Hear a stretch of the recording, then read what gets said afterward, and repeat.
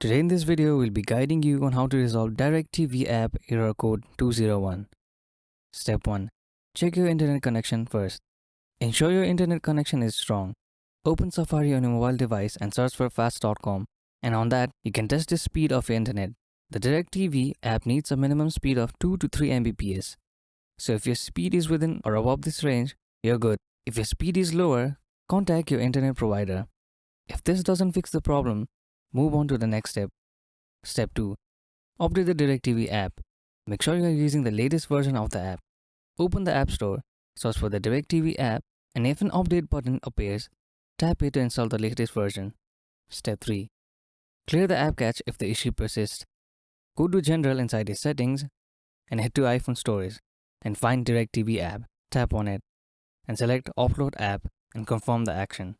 Once processed, tap Reinstall app. This may resolve the error. Step 4. Reinstall the app if clearing the cache doesn't work. You may need to reinstall the app. Go to the app settings, tap Delete app to uninstall it.